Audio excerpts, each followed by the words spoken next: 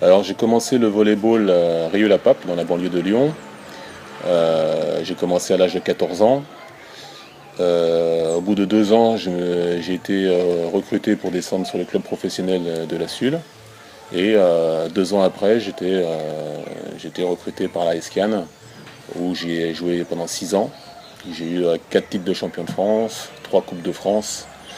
Euh, après Cannes, j'ai cherché des nouveaux défis, donc je suis parti à Poitiers. J'ai été champion de France dès la première année, donc je me suis dit que c'était un peu facile. Donc je suis parti en Italie l'année d'après, ou 2 ans après, plus de 2 ans après, où j'ai joué à Palerme. Ensuite, j'ai joué dans la banlieue de Rome à Latina. Ensuite, on m'a invité à venir en Russie. J'y suis resté 2 ans. Après la Russie, retour à Montpellier pour des raisons familiales. Après Montpellier, un passage à Marseille, et pour boucler la boucle, je suis rentré à Lyon. J'ai été en équipe de France de 92 à 2006. Et de 2000 à 2006, j'étais le capitaine de l'équipe de France.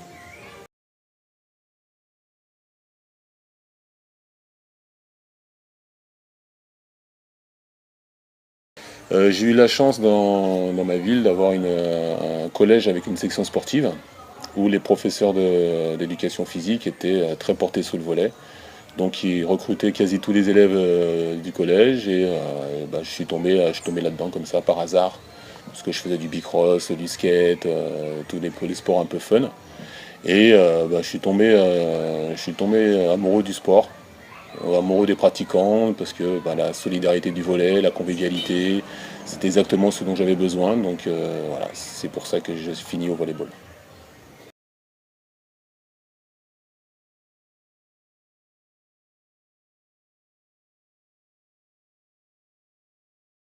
Ben, beaucoup d'abnégation, euh, du sens du sacrifice, euh, arriver à mettre le collectif en avant et beaucoup de travail, beaucoup de boulot, beaucoup, beaucoup, beaucoup, beaucoup, beaucoup de boulot.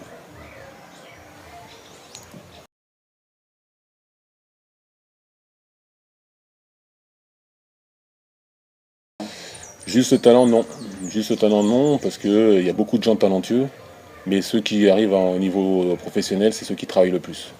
Donc du travail, de la rigueur, du sens du devoir. C'est des gens qui arrivent 1 heure avant l'entraînement, qui s'échauffent avant, qui travaillent, qui répètent leur gamme, qui font leur entraînement et à la fin de l'entraînement, qui vont travailler ce dont ils ont besoin pour progresser.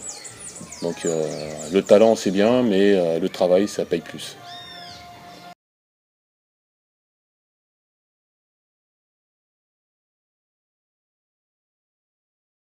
Bah déjà, d'avoir des bonnes bases techniques, parce que le volleyball, ça se simplifie quand on est bon techniquement, et de bosser, de travailler.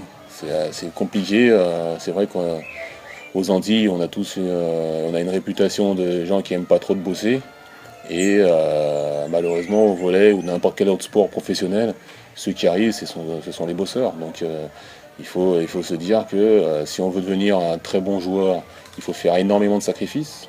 Donc ça veut dire quand les copains ils vont en discothèque, ben, nous on n'y va pas pour pas être fatigué le lendemain et pouvoir s'entraîner. Les vacances, si on est sélectionné avec la sélection de la régionale ou voire nationale, ça veut dire qu'on part pas en vacances.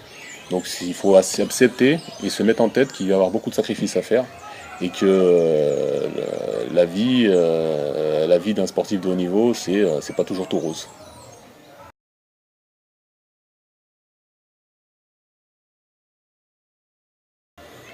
Ça m'aide, mais c'est pas tout. J'ai dû passer des diplômes quand même, parce que le fait de pouvoir transmettre un savoir, il y a des façons de le faire. Donc mon expérience sert à amener un plus par rapport au bagage technique qu'on m'a donné pour pouvoir divulguer une formation ou enseigner ou entraîner. Par contre, voilà, j'ai plein de petits plus, de petites techniques, de petits tips qu'on m'a appris pendant que j'étais joueur. Le fait que je côtoie les meilleurs entraîneurs du monde, beaucoup des meilleurs joueurs.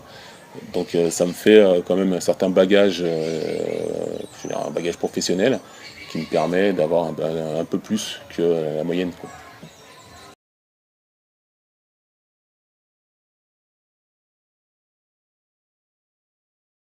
Bah déjà, commencer à savoir jouer au volleyball. Je pense que c'est la base. Parce qu'il y a beaucoup de gens qui se lancent dans l'entraînement et qui, entre guillemets, ne peuvent pas pratiquer. Et moi, je pense qu'un jeune entraîneur qui commence, il faut qu'il se fasse des gammes. Donc déjà les bases de technique d'entraîneur, mais surtout que lui, ses bases, il puisse les démontrer et les justifier par rapport aux joueurs. Parce que les joueurs, ils sont toujours en demande de plus, mais il faut que la personne en face d'eux puisse répondre à cette demande. Donc on crée le climat de confiance, et de là, il va pouvoir progresser en même temps qu'il progressera avec ses joueurs. Mais il faut que lui, il ait un bagage technique suffisamment étoffé pour pouvoir répondre à la demande. Donc il se documente sur Internet, il regarde un peu ce que font les Américains du Nord. Donc je parle États-Unis et Canada, qui ont quasi les meilleures écoles de volley. S'il entraîne des tout petits, il faut regarder du côté de l'Italie, tout ce qui est baby volley, tout ça, qui sont à la pointe, et ils ont des salles avec 1200 gamins qui s'entraînent en même temps, c'est magnifique. Donc voilà, se documenter. Là, on a la chance d'avoir Internet, on peut savoir ce qui se passe au Japon, ce qui se passe au Brésil, donc d'étoffer son bagage, sa culture volley, de grandir sa culture volley au maximum.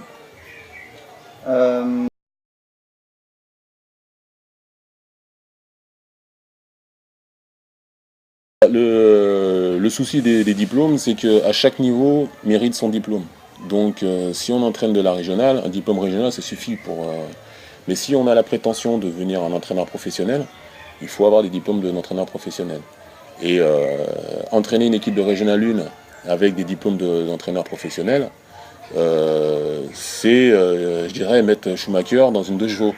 Ça ne sert à rien. Voilà. Par contre, si on a la prétention de prendre une équipe depuis la régionale et la faire monter au niveau national, bah, il faut s'étoffer, il faut apprendre la programmation, la planification, la gestion du collectif, il y a la vidéo, les stats, il y a pas mal de choses, d'outils que l'entraîneur doit être capable de maîtriser. Donc avoir les diplômes pour avoir les diplômes, ça sert à rien. Par contre, avoir les diplômes et savoir les appliquer, les mettre en action tous les jours, ça sert.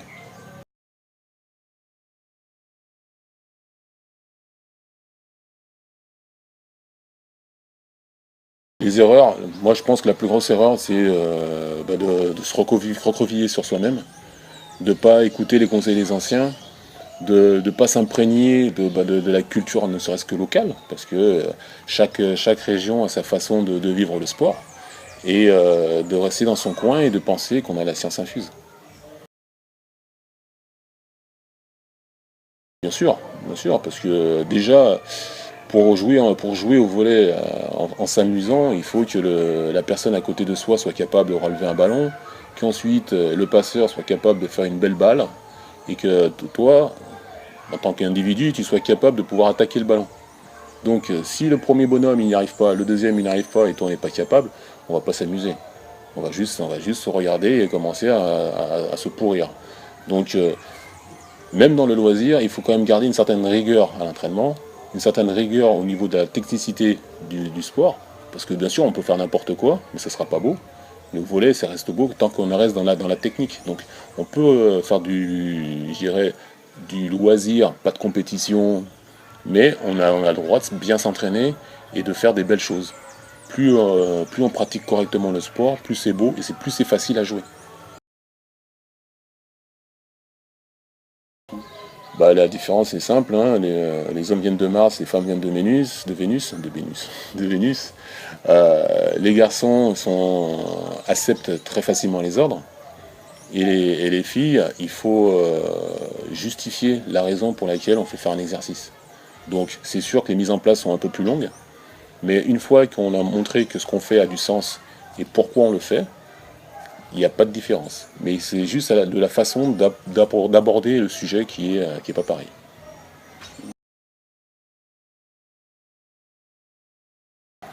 Bah, il y a beaucoup de joueurs avec des énormes capacités physiques, que ce soit garçons ou filles.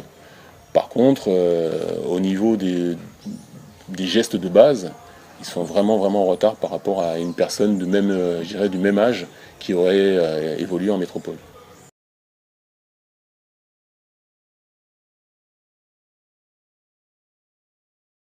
Un gros déficit technique qui est dû à ce que je vois au manque de temps de pratique. Parce qu'en s'entraînant 2 fois par semaine, on est forcément moins bon qu'une personne qui s'entraîne entre 3 et 4 fois. Donc la solution, ce serait de pouvoir avoir des salles qui soient complètement dédiées au volleyball, où les gens pourraient s'entraîner 3, 4, 5 fois par semaine. Avec grand plaisir.